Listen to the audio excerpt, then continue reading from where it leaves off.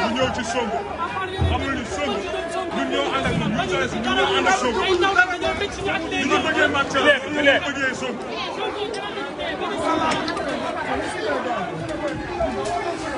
moo wax lañ ñëw daf ñoo soxla. merci.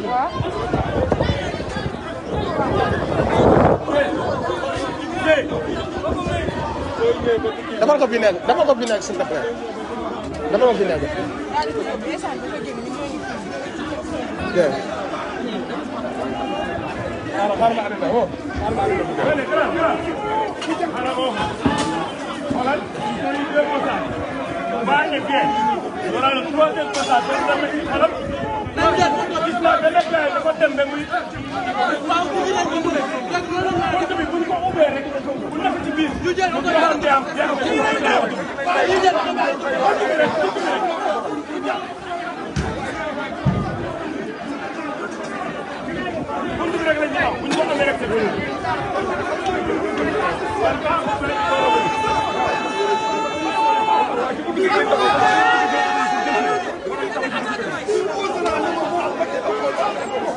yow seen yooyu ngeen doon def moo jeex non fi ngeen toog def li ngeen def ni ngi toog seen gaale mu jeex ngeen def lu leen nekk na non de toute façon sénégalais ragal la suñu génnee nday affaire yi ñibbi seen gaale mu jeex loolu jeex na loolu c'est fini jeunesse bi bëggatuñ dund loolu suñu hôpitaux yi mënatuñ nday faju dëkk bi nday doxul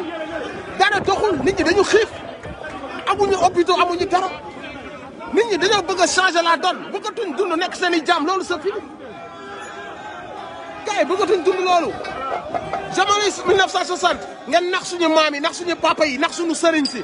80 ngeen nax suñu maam yi nax suñu papa yi nax suñu sëriñ si 90 la même chose les années 2000 ngeen doog a defaat la même chose loolu moo jeex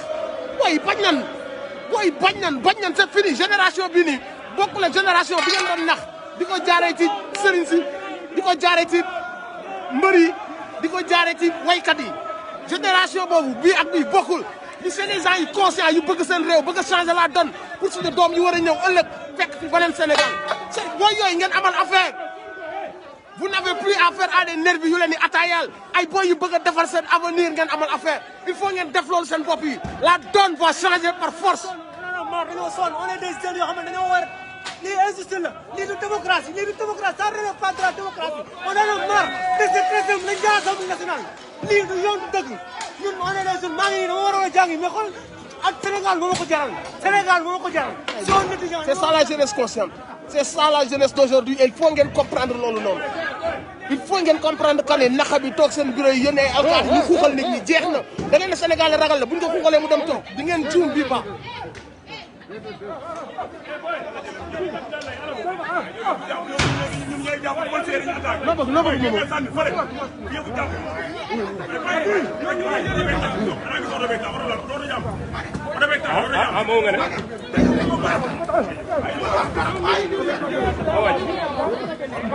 ok vinaigre bi anam kaay moom nga bay le gosse la boy kaay muka jeunesse bi dootul nangu loolu ma jeunesse bi nii c'est une jeunesse déterminée c'est une jeunesse toute la jeunesse laa la wax nag fu ñu mënta nekk si Sénégal ak ba ngeen toog ci kaw baadoole yi est-ce que seen bàyyi moom réew mi ba ngeen toog ci baadoole yi barki Demba Ndiaye ngeen ñëw di raam nday di ñaan votel leen ma une fois ñu votel leen ngeen jël baadoole yi def leen seen i jàmm ba ñu lekkee seen i jàmm moo damm ndeyam baadoole yi du ndey seen i jàmm il faut ngeen comprendre ndey loolu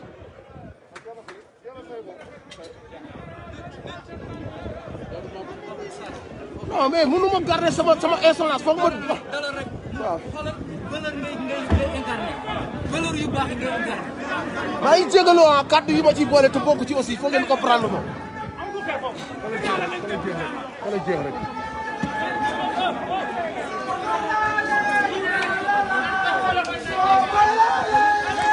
lii rek lañ xam tooñ bu askan bi bañee ñu duma leen tooñ bu àdduna bi yëpp a ngi avancé ay Rwanda yeneen dëkk yi ñëpp a ngi avancé ñun lañ doon dund 1960 ba léegi la ñuy dund ay tapet yu toog seen i bureau nañ leen dóor ñoo yor alkaati bi nañ leen dóor kañ lay jeex ñun doo war a continuer même suñ ñu tooñoon sax waruñu ñoo def lii su fekkoon ni ñoo leen tooñ sax waruñu ñoo def lii surtout que ñoom ñoo tooñ yónni ndey am benn caas nekk ci ginnaawam caas bi di duul mais di créer ay histoire ñëpp xam ne kii day duul amul benn Sénégalais bu gëm li kooku di wax ndax lan parce que y a des gens yi nekk ginnaaw ci ginnaaw di tirer les ficelles pour jëmale affaire bi fi mais loolu kañ ku wax ay droit nga jàpp dóor tëj kii nga nangu kii nga tëj foog loolu bro warul am duñ ko nangu nañu dee na ñëpp nañ dee lii mooy la jeunesse lii mooy la jeunesse il faut ngeen comprendre que ni jeunesse bi bokkul ak jeunesse bi ngeen daan noot jeunesse bi ngeen daan nax ak bii bokkul il faut ngeen comprendre loolu ñun man laxatuma de di teloo ziar man ne du patriote yi nitu dëgg yi la képp ku bëgg Sénégal ku bañ tooñ képp ku bëgg dëgg képp ku dul nangu ñu yeew la def la jàmm yow yaa génn nii di bañ lii même ñu toog seen kër yi seen xol yi mi ngi bax ñu am ay tapet yoo xam ne depuis 1960 ñooy toog ci palais bi jël suñu xaalis suñu ay impôt suñu liggéey moom yëpp leneen lañ ci def duñu ci tabaxal ay hôpitaux duñu ci defal ay université duñu ci defal suñu doom yi ñu ngi jaar ndey ci géej gi di dee ñoom lenn rek lañ xam jël alal boobu ñëw diñ ci dóoraat feneel ñu jël benn caas bu nekk ci ginnaaw di dóolal ab góor ab liggéeykat ñu ne lan nañ pexe balaa muy comprendre ñu yóbbu ko mandat dépôt suñ ñëpp noppee nañ defoon Khalifa Sall la ñuy def Ousmane Sonko suñu bakkan lañ mu laaj lu mu laaj ñu jox bu laajee bakkan ñu joxe bakkan yi est-ce que comprendre li ma lay wax parce que ci dëgg la ñu nekk xam nga man bu doon tooñ la maa ngi sama gaale parce que du ma ànd ci ay tooñ mais ñuy xeex dëgg ma toog sama gaale loolu sama dignité mayu ma ko est-ce que xam li ma lay wax lu mu laaj maa ne que by any means necessary you understand me by any motherfucking means necessary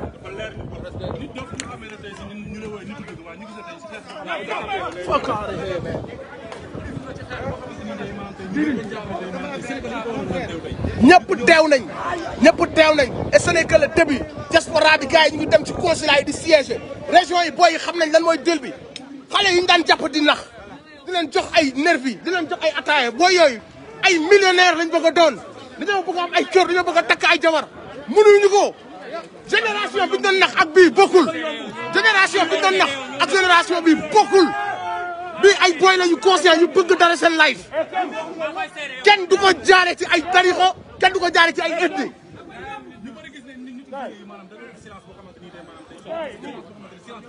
nitu diine yi maa ngi leen di ziar nitu diine yi maa ngi leen di jox seen wàccuwaay di leen wormal ay nit yu baax lañu amuñu ak ñoom benn problème suñu problème du ñun ak nitu diine yi nitu diine yi c'est une chance pour le Sénégal les khalifes généraux et autres c'est une chance pour le Sénégal je ne parle pas des marabouts imposteurs jamais ñu laal seen intégrité parce que nitu diine yi c'est une chance pour le Sénégal jamais ñu trompé wu de combat on connaît nos ennemis ce ne sont pas les khalifes généraux et autres malgré qu'il y a des marabouts imposteurs yu nga xam ni foo dem ñu ngi yàqate mais les khalifes généraux ak seen i nit on les respecte dañ leen di ñaanal gudd fan ak wér gu yaram di leen jox seen wàccuwaay parce que ñoom dañ leen di wormal parce que ñoom dafa am lu ñuy représenter pour Sénégal jamais ñoom disrespect suñu nitu diine jamais c'est une chance pour le Sénégal nos hommes religieux jamais. ban justice man justice baa ngi nii man ne ko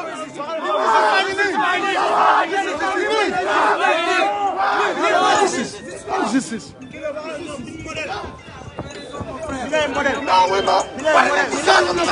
c'est la lutte libère amul discours amul expliqué yàq la lutte qui libère parce que ñu ngeen ko seqal duñu ay corps duñu demee droit duñu ay démocrate xam nga la leen mën jàpp baadoole yi di leen dóor jàpp baadoole yi di leen toroxal jàpp baadoole yi amuñu fu ñu fajoo amuñu lu ñu lekk amuñu lu ñu naan jaar ci géej gi di dee ñu jël ndey suñu xaalis yóbbu ko ci compte yi seen i doom di dund àjjana ñun suñu yaay yi di gën a dund la misère loolu moo war a jeex.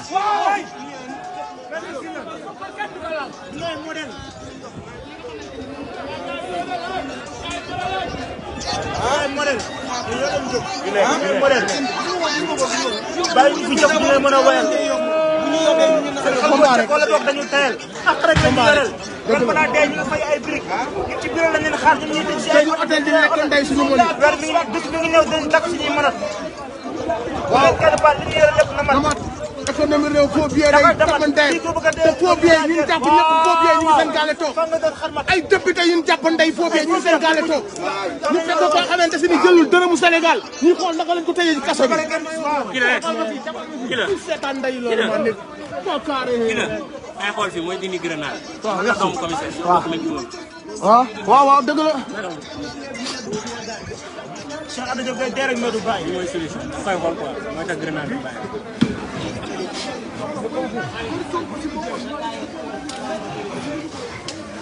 Merci beaucoup. Merci. Nice.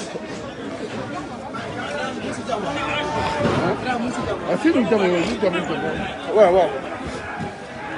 Merci. toj na ndey bëtu jàmbur. rey nañ ndey. dañuy dee.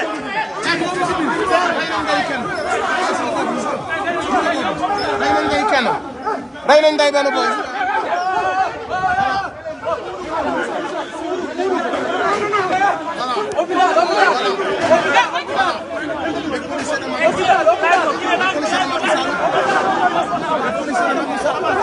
bu ngeen foogee ne li mooy tax gars yi dellu ndey ginnaaw da ngeen ndax seen bopp ku la ndaxaat tàmm ndeyam da ngeen ñuy rey benn par benn ba ñu jeex.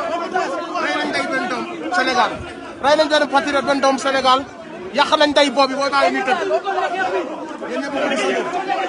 ku foog ne lii mooy delloo ndey gars yi ginnaaw da ngay nax sa bopp maa nekk bakkan yi lañ pare pour jox leen ko ñaata bakk xoolal nit ñi.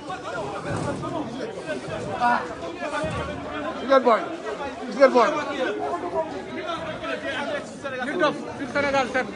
yaa ngi biir kër Ousmane Sonko yaa ngi ci combat bi nu mu demee soo koy jàngatee tey. waaw dañuy combat ñu ngi xeex suñu combat ñu ngi def li ñu war a def ñu ngi teewal suñu réew ñu ngi teewal dëgg loolu rek la leen indiwuñu fi ñu teewal suñu réew teewal dëgg waaw ñu ngi en face de ñun ay sàcc ay ragal yu làq seen ay bureau yónni seen ay nit pour rey ay doomu sénégalais xaalis bi ñu yónnee li ñu door lépp impôt wu sénégalais impôt wu villageois yi amul lu ñu lekk la yaay yi nga xam ne seen doom yi dee na ci géej gi dañuy fay impôt ba léegi impôt boobu la ñuy jël di xool naka lañ ci fagaagale doomu sénégalais yi loolu ñu duñ ko fekk ba noppi Baye Fall tëdd suñu gaale dina la c'est impossible billahi dañuy ànd ak dëgg ban jël suñu bakkan yi yóbbu barki alxuraan billahi bakkan yi la ñuy joxe barki alxuraan booy yow fii ñëpp c'est la jeunesse sénégalaise c'est la jeunesse sénégalaise ça c'est la jeunesse consciente ñii duñu ñi ngeen daan jàpp di nax ñii duñu seen ay nervi ñu leen daan jëndal ataaya ñu toog doo booy dañu am ambition bëgg seen réew mënatoo leen ñoo nax mënatoo leen koo jaar ci benn télé mën leen koo jaar ci benn journaliste mënatuñ leen koo jaar ci benn sëriñ mënatuñ leen ñoo nax mënatuñ leen ñoo nax ça c'est la jeunesse debout c'est la jeunesse digne c'est la jeunesse patriote gëm suñu réew bëgg dëgg teg affaire yi ci code lépp di jaar yoon amul leneen lu na mbir yi di jaar yoon fii ak mbir yi jaarul yoon nañ ko yóbbu hôpital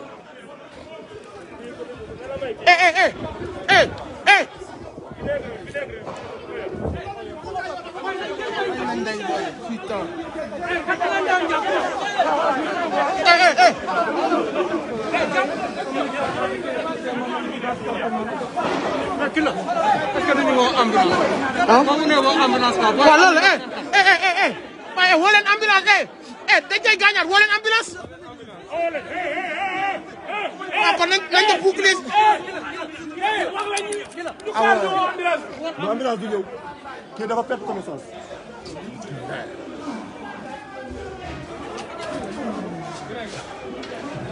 benn waay moo ko yor fi nga xamante ni mooy. Arlem même en temps de guerre ambulance bi c'est la paix day ñëw. ah bah oui ah. parce que ils sont responsables ñoom ils sont responsables de ça. yow ñi dëmm yi dañuy wax ambulance bu ñëw ay dëmm ñooy ko waxal yow li ngay wax ni ay nit a koy def dëmm yi dañ leen ambulance bi bu leen dem ñu di ay dëmm lekkat ni di damandee mi nga yaakaar daan ma ne sama classe yi ñu ngi ci biir ñu ma di xoolal rek ñoom ça de set tey.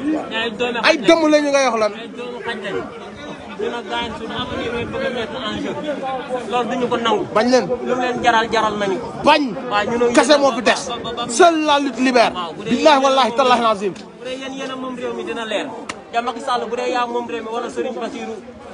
nu mu tuddati. Guèye ak Bassirou Diomaye.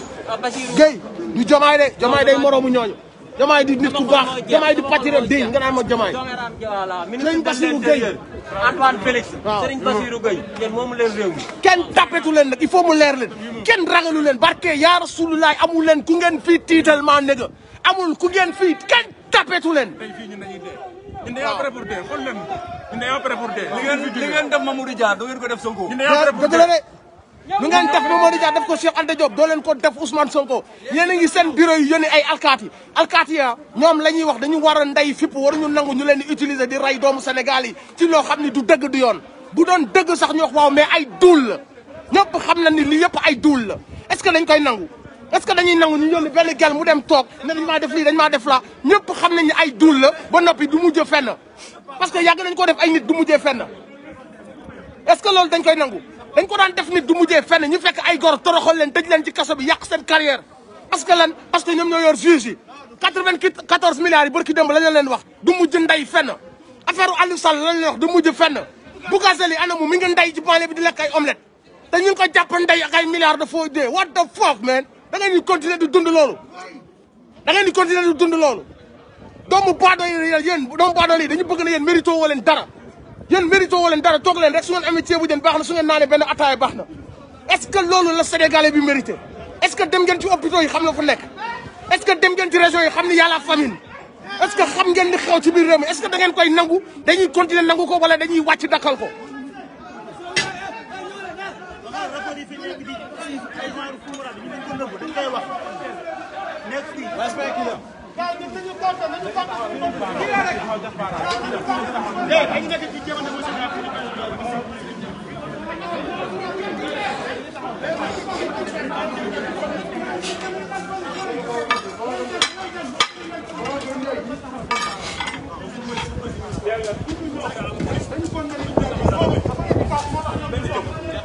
lii def dafa efficace moo tax dañu maintenir loolu.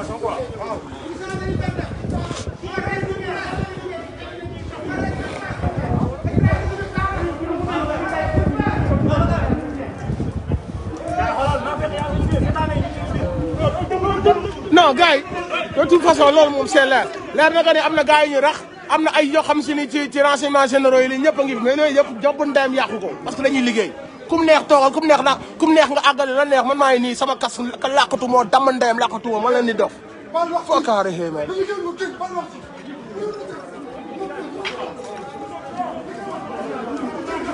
Momo c'est bon Momo c'est bon Momo c'est bon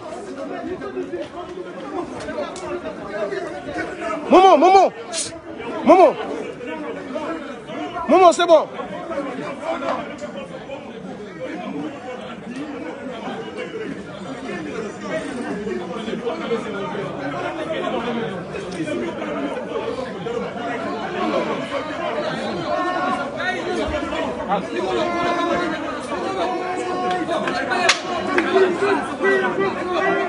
wala ko mo damal na wala kila mo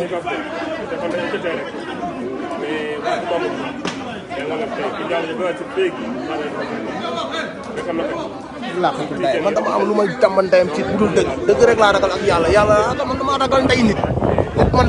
tooñ rek laa bañ tooñ rek laa ragal lu dul tooñ ragaluma fekk tooñu ma damay nekk nday à l'aise si li may def waaw mais da naan man nday ay mas bu nday mas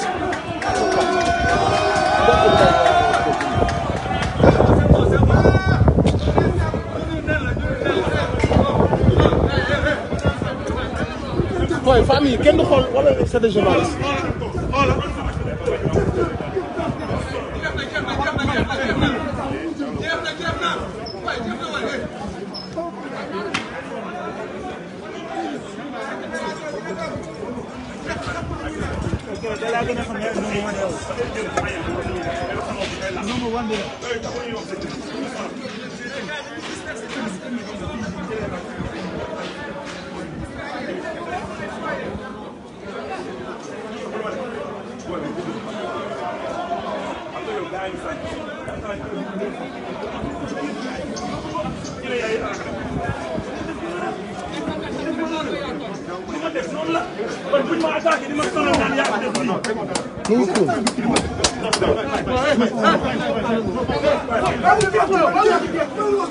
C'est bon, c'est bon, c'est bon, c'est bon.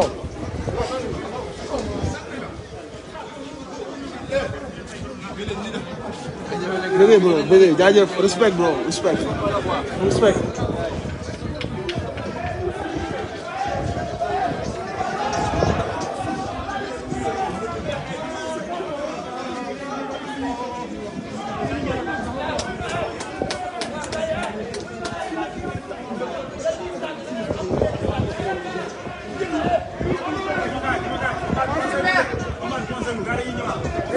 On se prépare. On récupère.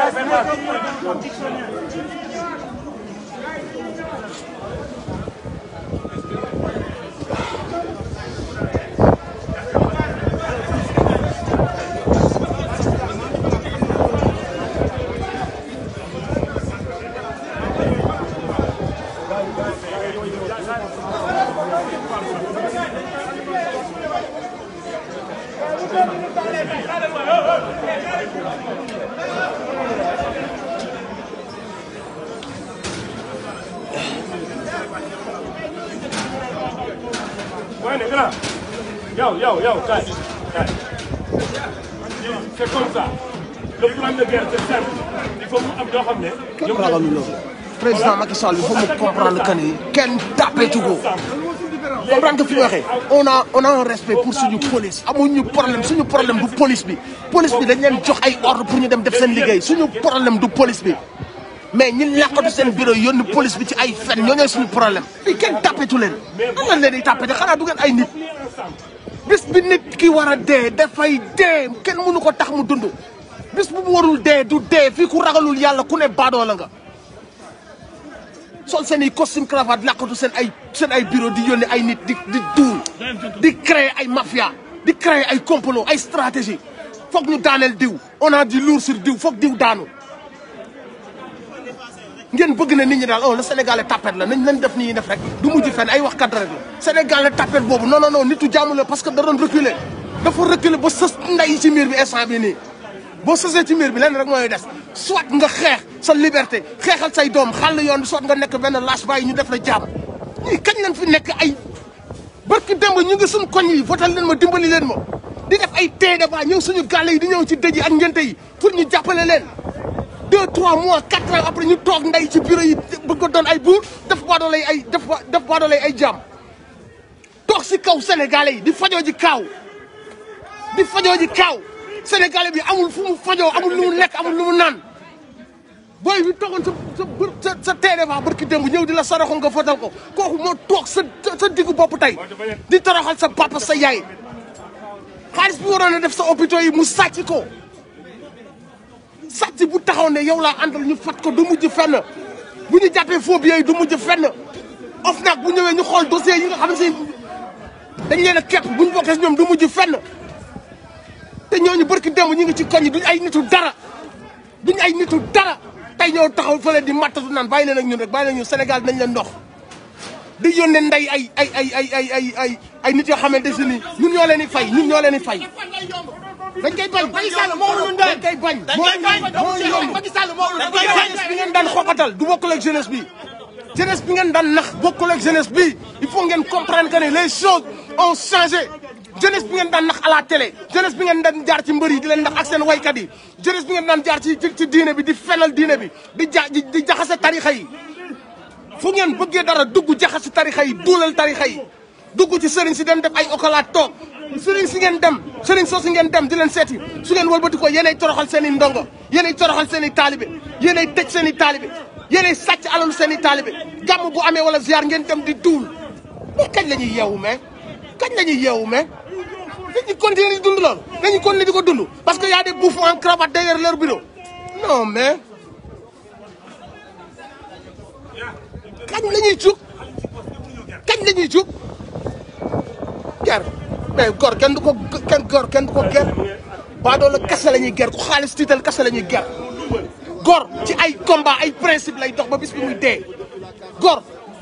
ci dignité lay dox ba bis bi muy dee bëgg sa réew doon patriote ba buñ la laajee sa bakkan nga joxe ko loolay góor baadoo la kese lañ mën a nday jënd par xaalis day jeex mën nga jël 50 millions suba nga dee desal ci dëgg boo deewee boo dekkee ñu xam ne ci dëgg nga dee say doom bu ñëwee ëllëg ñun la ci dëgg nga dee suñu leen laajee nga la ëllëg say doom ñun la bi xeex joxee jug nga xeexal say doom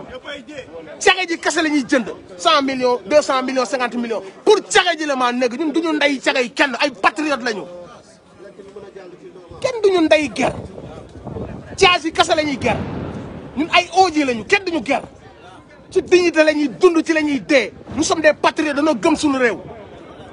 jeunesse bi bokkul ak jeunesse bi ngeen daan jàpp di dóor di tëj di ndey xoxatal kenn ragalu leen. wax leen policier seen rak la ñuy nekk di seen ay lacrymogène seen rak la ñuy nekk di dee. ay Sénégal ñoo xamante ne ñoo bàyyi lépp du kenn policier yoo xamante ne amuñu conscience. ay président ñoom ñoo nekk di ñëw parce que yaa policiers yi suñu combat du ñun ak yéen suñu combat du ñun ak yéen la police les hommes de tenue suñu combat du ñun ak yéen bañu ñu leen suñu ay frères ngeen suñu ay nijaay ngeen ñu bañu ñu leen ñii di leen def loolu le sale boulot il faut refuser ça. Refusez de faire le sale boulot. Refusez de tuer vos frères sénégalais. bu doon dëgg la sax da ngeen war a refuser surtout xam ngeen ne li ñu leen koy def loolu lépp ci fen la taaju di ngeen ko layoo ak sunu borom. billahi wallahi tallahi bu doon ci dëgg ngeen nekk def leen lu leen bëgg mais leer na leen ne ñii di leen yónni xam ngeen ne ci fen lañ leen yónni. billahi ci seen ay compte banque yu duuf ci seen avenir u doom moo tax ñu yónni leen pour ngeen tirer ci yeneen sénégalais bu doon dëgg moo tax sax ñu wax waaw xool leen lu ngeen di def. les hommes de tenue xool leen li ngeen di def booy yi yëpp yéen nañuy xeexal seen yaay yi ngeen bàyyi seen gàlle yi la booy yi di xeexal seen mbokk yi ngeen bàyyi ci région yi ak ci village yi ñoo fi indi booy yi yëpp Sénégal jëm ci kanam moo tax ñuy xeex bu leen leen def seen i noonu bu leen leen def seen i noonu on sait que seen liggéey ngeen di def mais am leen retenu ci ordre yi ñu leen di jox am leen retenu ci ordre yi ñu leen di jox vous n'êtes pas nos ennemis la cible c'est pas vous la cible ce sont les traîtres sàcc yi toog ndey ci état bi ak ñu toog ci bureau yi ce sont eux nos ennemis. Ce ne sont pas les hommes de tenue. Il faut ngeen demee seen brain.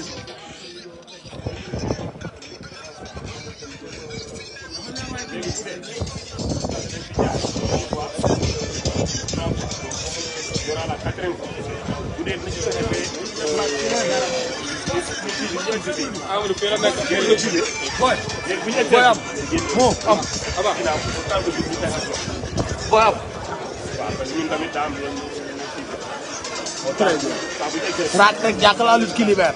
ñii ñëpp bëgg Sénégal kese moo tax ñuy risque seen ay vie kenn ñàkk ci fayda kenn ñàkk ci xëy ñii ay étudiants la ñu bàyyi seen njàng ñi dañoo tëj seen place ñëw barki alxuraan ay professeur ay cadre ay nit yoo xamante si dañoo professeur laa la ay professeur ay marchand ambulant professeur laa la xamal ay marchand ambulant ay étudiants ñii duñu ay samba boy ay nit yu bëgg seen ay chef d'entreprise ay chef d'entreprise laa lay wax xoolal bu leen kenn wax que ni ay boy yu bëgg daxantale ne non non ce sont des responsables des vrais patriotes ay nit yu bëgg seen drapeau billahi on est fiers de vous on est fiers de vous on est fiers de vous patriote à vie on est fiers de vous Sonko patriote à vie on est fiers de toi aussi Sonko ñu gën a gore billahi wala ñu gën a gore Sonko ñu gën a gore barki Serigne Touba man je suis au lycée de Sokone. je suis professeur au lycée de Sokone. mais lii daf ma ko jaral moo tax ma ñëw. très bien très bien très bien ay responsable kese ñoo fi nekk que des responsables képp ku bëgg dëgg. ah oui képp ku bëgg dëgg. intérêt population tax bu ñu taxawee non moo jiitu quoi Macky Sall dañu rey Macky Sall jaaroo suñu kaw boobu ñu yokkal ay jeel yokkal ay cimetière yokkal ay jeel ak ay cimetière. voilà jokkul de ñu ngi doon kay ba anything ñu ragaluñu dara ñu Sénégal ñu moo ñu ñor. Macky Sall ñu Sénégal moo ñu ñor ñun. foog ma laaj sama bopp dañ soxla réponse bi da day ñëw. boo yaa ngi dee ci géej gi laa lañ la wax yow complot yi ngeen di teg pour tëj benn innocent benn nit koo xamante si nii xoolal ku gëm réewam liggéeyal temps bi ngeen di def ak énergie ak xaalis boobu ah pour tëj lu waajooju noonu ah nañ fexe ba booy duñ dem ndey si géej gi di dee suñu doom yi suñu rakk yi ñu ngi dee ci géej gi par milliers 480 la ñuy wax ëpp nañ ay milliers di dem ñu ngi dee ci géej gi essayez de changer la situation essayez de changer la situation c'est ça le combat ce n'est pas de tuer les Sénégalais ni de faire peur aux Sénégalais essayez de changer la situation construisez des hôpitaux fexe leen njàng mi dox fexe leen booy yi am liggéey dootuñ jaar ci géej gi di dee c'est ça le combat man yónni ay alkaati di foog nit ñi dañ leen di ndey ragal kenn tapetu leen yokku leen ndey jeel yi yokku leen cimetière yi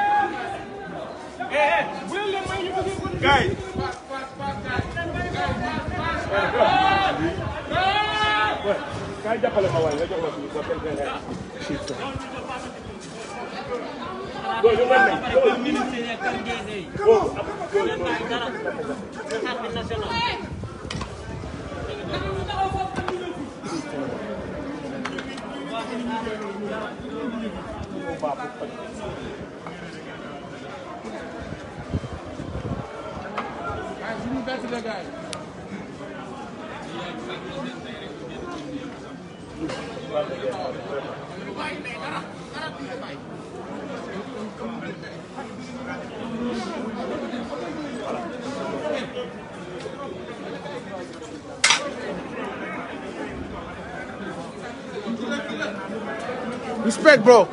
Respect. Il y a que la lutte qui libère. Amul lanen, bro. Amul lanen. Amul lanen jusqu'à la mort.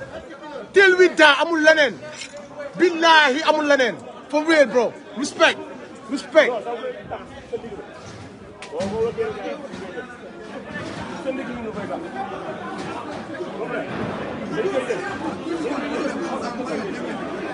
Kii dañuy yàqal kii buñ ko bàyyee dañuy yàqal note bi ñuy note askan bi mu ñuy yee di sulli dossiers yi di sulli affaire yi kii buñ damul tànk yi dañuy yàqal